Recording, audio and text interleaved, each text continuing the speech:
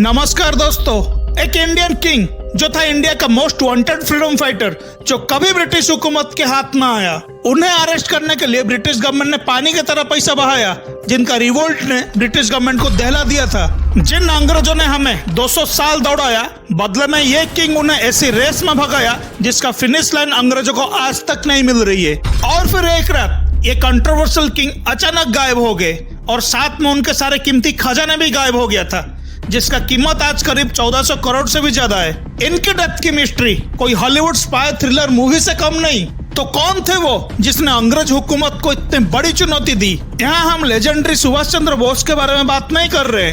तो वो कौन थे जो इतने सालों से आज भी उनकी लाइफ बहुत बड़ी मिस्ट्री बनी हुई है, और कहाँ गायब हुआ उनकी कीमती खजाना? तो आइए जानते हैं इतिहास के वो वॉरियर के बारे में, उस फ्रीडम फाइटर के बारे में आज के इस वीडियो में।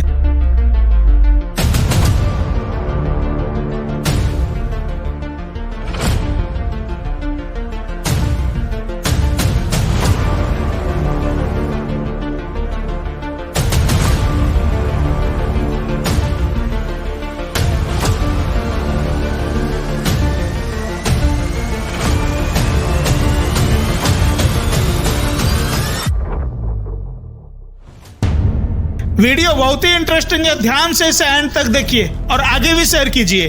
द फॉरगॉटन हीरो ऑफ 1857 नाना गोविंद धोंडू पंत, जिन्हें लोग नाना साहेब पेशवा के नाम पे जानते हैं, मराठा डायनेस्टी के आखिरी पेशवा।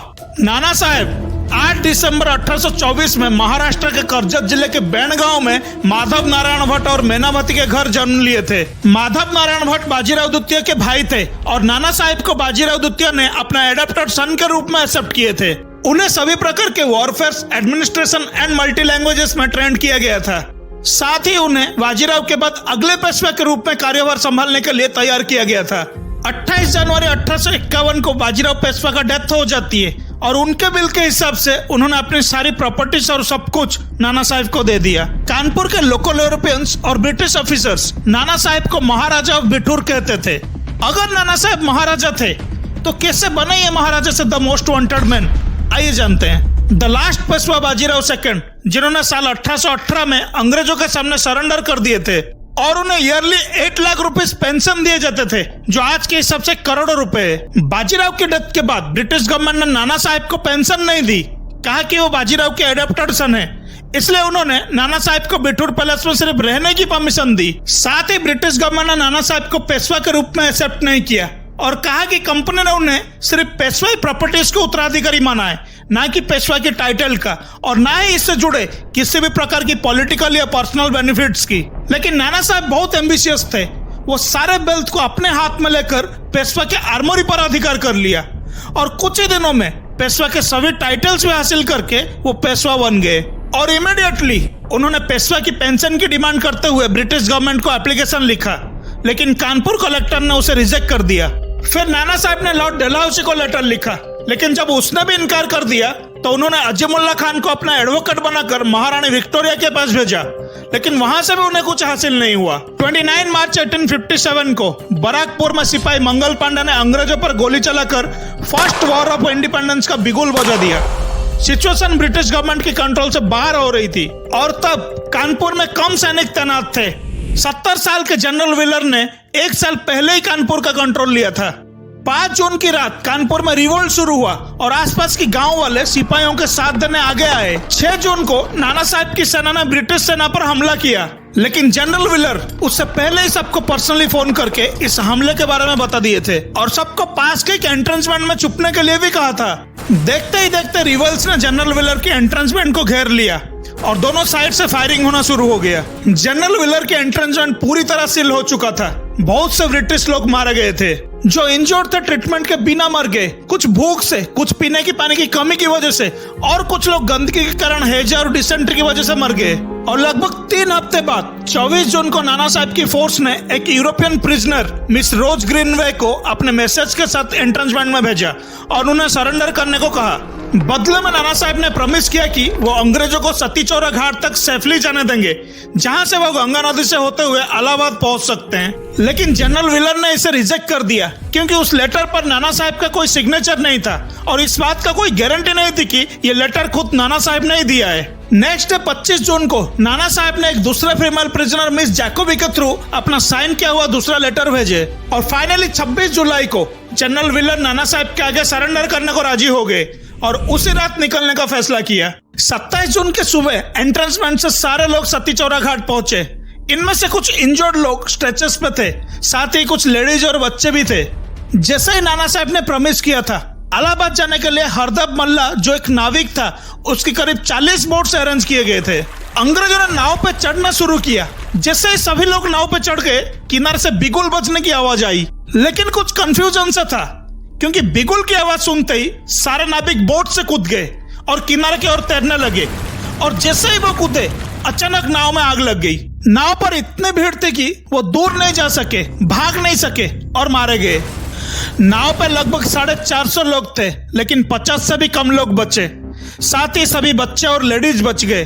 उन सभी को बीबीगुर बिल्डिंग में लाया गया। जो भी हुआ इंडिया में ब्रिटिश के साथ पहले ऐसा कभी नहीं हुआ था। ऐसा कैसे हुआ, किसके ऑर्डर पे हुआ और कौन था इस भयानक मैसेकर के पीछे? सर्वाइवर कैप्टन मॉर्वे थॉमसन, जो स्पेसिफिकली इस एक्ट के लिए नाना साहब को दोषी मानते हैं, उनके हिसाब से इस मैसेकर की जानकारी नाना साहब को पहले से था। ब्रिटिश फोर्स अब कानपुर को कैप्चर करने ही वाली थी, लेकिन बीबीगुर में सती चौरा के आई विटनेस अब भी जिंदा थे। ब्रिटिश आर्मी पहले वहां पहुंचती, उन सभी आई विटनेस को, जो ज्यादातर लेडीज और बच्चे थे, उन्हें भी मार दिया गया। जब इन्वेस्टिगेशन रिपोर्ट आई तो नाना साहब का नाम सबसे पहले आया, जिसमें कहा गया सब कुछ उनके ऑर्डर पर ही हुआ है। पर क्या ये बात सच थी?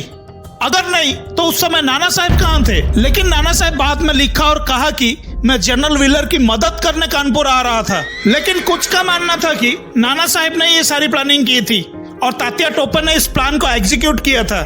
लेकिन उनका कहना था कि नाना साहब उस दिन सती चौरा घाट में भी मौजूद थे और उन्होंने बिगुल बजाने और फायरिंग के लिए ऑर्डर दिया था।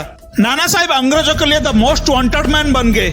लंदन में नाना साहब के पुतले जलाया गया। उन्हें अरेस्ट करके एग्जीक्यूट करना अंग्रेजों के लिए प्राइम मिशन बन गया और फिर शुरू हुई नाना साहब की खोज। लंदन टाइम के एक संवाददाता बिलियन हावर्ड रसल, जिन्होंने ब्रिटिश आर्मी के साथ ट्रैवल किया था, उनके हिसाब से जिट्टी रोड पर कोई एक ऐसा जगह नहीं था जहां रिवेल्स को पनिशमेंट नहीं दिया जा रहा था। कोई मुकदमा नहीं, कोई सवाल नहीं, डायरेक्ट पनिशमेंट। कानपुर मैसेकर के बाद ब्रिटिशर्स नाना साहब के पीछे पड़ गए। क्या वाकई कानपुर मैसेकर के पीछे नाना साहब का हाथ था?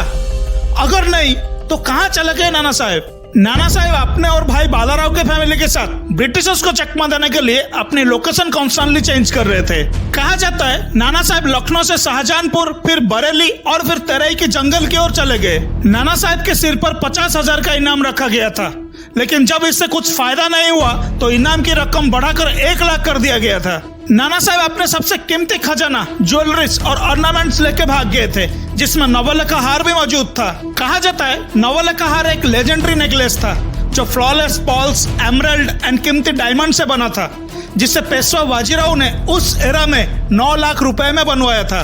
तो क्या इतना ही खजाना लेके निकले थे नाना साहब, या उनके खजाने में और भी बहुत कुछ था? जासूसों से पता चला है कि एक बहुत बड़ी कुआं है जिसमें बहुत सारे खजाना छिपा है और खजाना निकालने के लिए कुएं के चारों ओर 4 लोहे के व्हील्स लगाने पड़े थे। फाइनली अंग्रेजों ने ट्रेजर का बहुत बड़ा हिस्सा ढूंढ निकाला। कुएं से गोल्ड कॉइन्स, पॉट, गोल्ड और सिल्वर के कई सारे एंटिक्स, लैंप्स, ज्वेलरी पॉट्स और एक 40 पाउंड का बड़ा गोल्डन बाउल और भी कई सारे कीमती चीजें निकाले गए।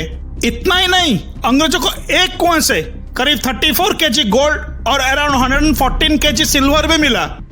अगर आज हम इसे कैलकुलेट करें तो आज के हिसाब से 145 मिलियन स्टर्लिंग यूरो, मतलब मोर देन 1400 करोड़ रुपीस।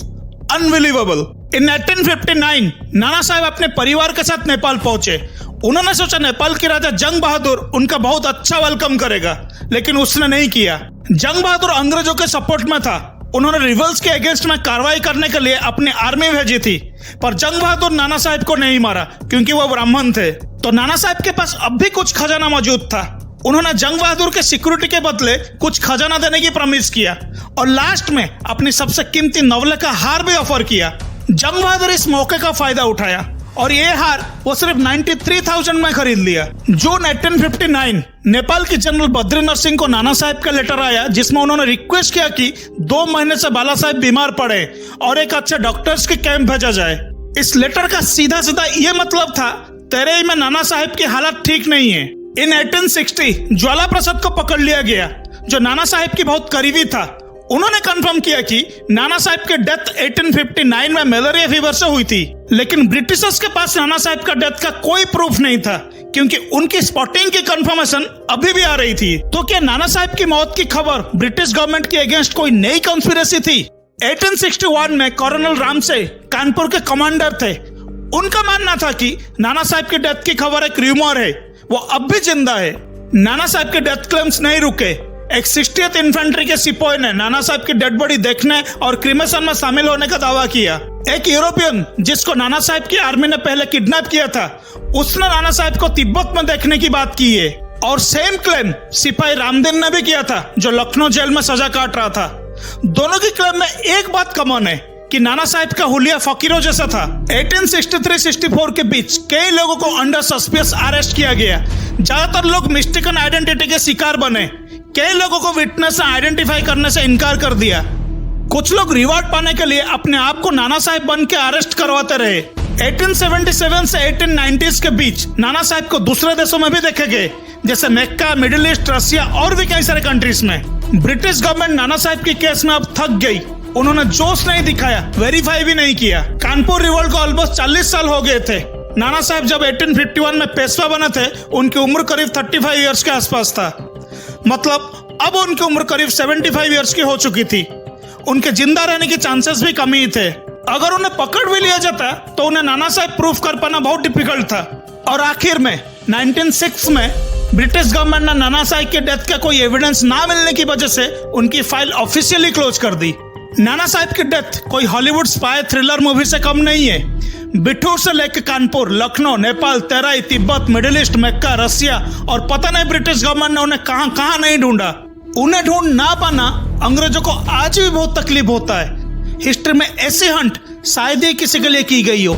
नाना साहब के साथ क्या हुआ ये कोई नहीं जानता।